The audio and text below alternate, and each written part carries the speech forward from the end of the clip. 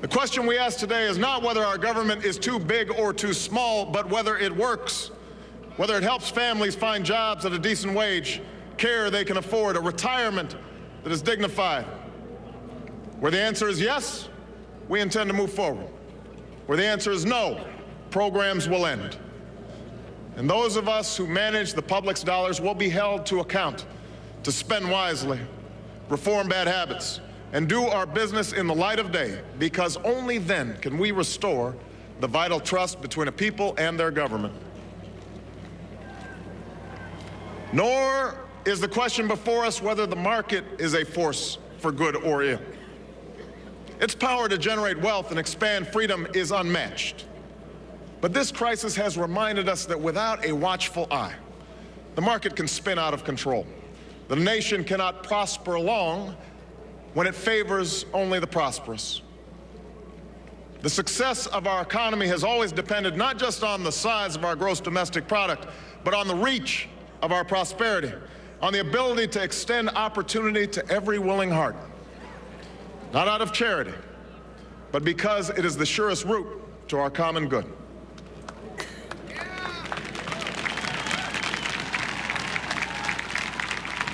As for our common defense, we reject as false the choice between our safety and our ideals. Our founding fathers, faced with perils that we can scarcely imagine, drafted a charter to assure the rule of law and the rights of man, a charter expanded by the blood of generations. Those ideals still light the world, and we will not give them up for expedience sake. And so, to all the other peoples and governments who are watching today, from the grandest capitals to the small village where my father was born, know that America is a friend of each nation and every man, woman, and child who seeks a future of peace and dignity, and we are ready to lead once more.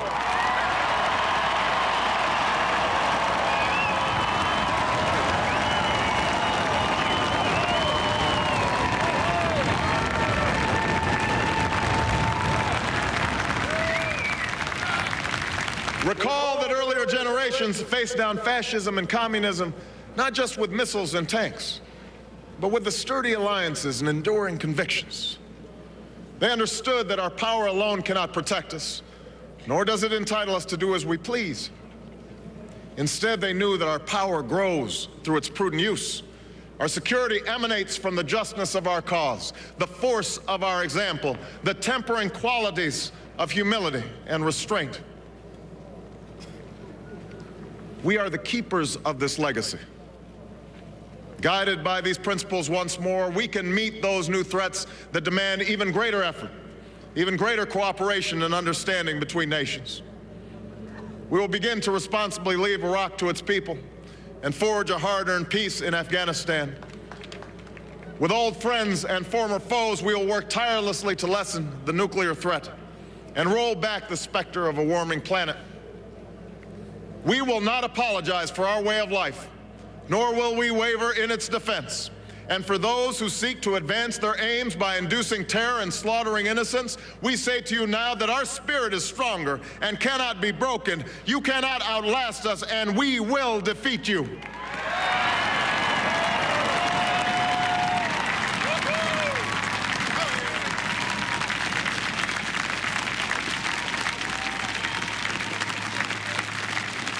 For we know that our patchwork heritage is a strength, not a weakness.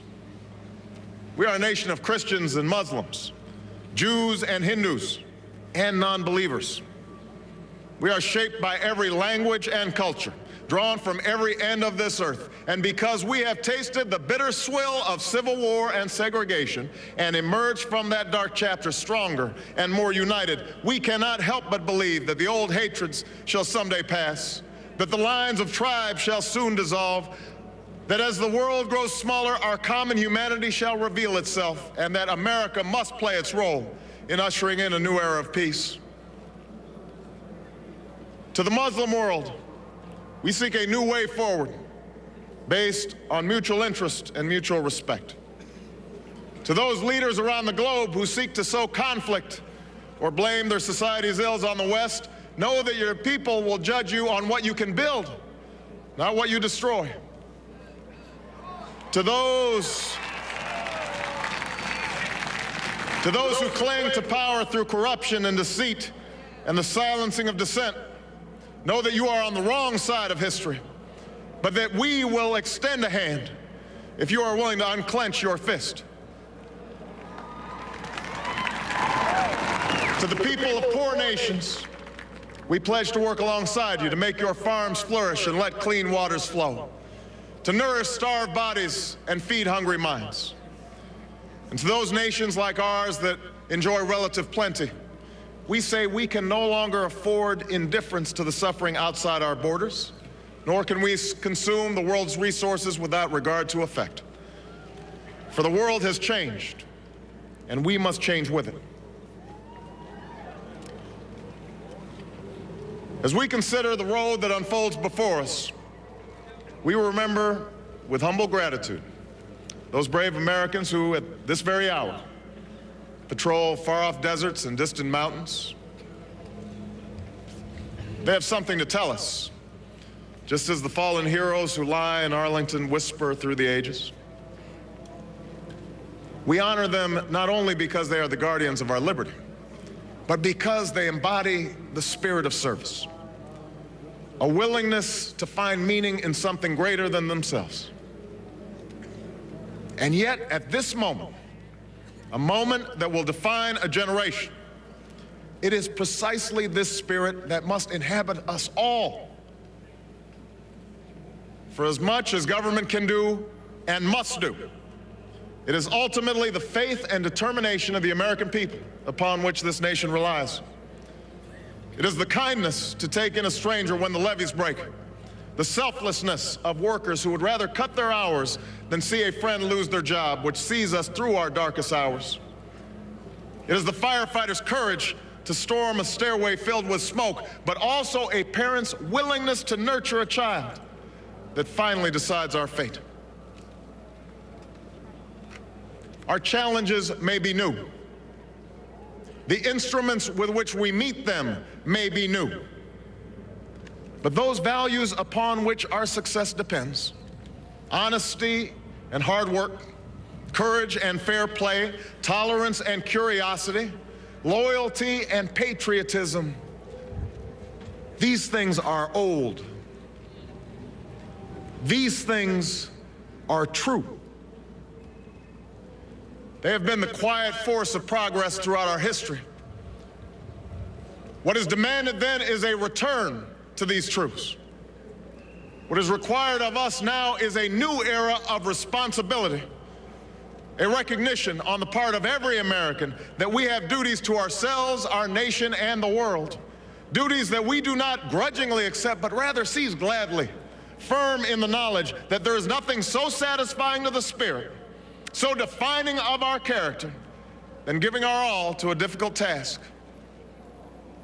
This is the price and the promise of citizenship.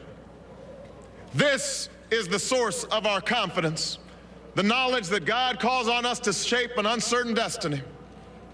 This is the meaning of our liberty and our creed, why men and women and children of every race and every faith can join in celebration across this magnificent mall, and why a man whose father less than 60 years ago might not have been served at a local restaurant can now stand before you to take a most sacred oath.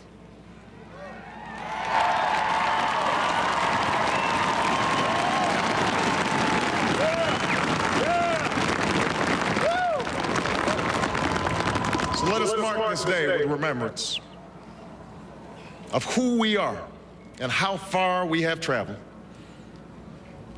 In the year of America's birth, in the coldest of months, a small band of patriots huddled by dying campfires on the shores of an icy river. The capital was abandoned. The enemy was advancing. The snow was stained with blood. At a moment when the outcome of our revolution was most in doubt, the father of our nation ordered these words be read to the people. Let it be told to the future world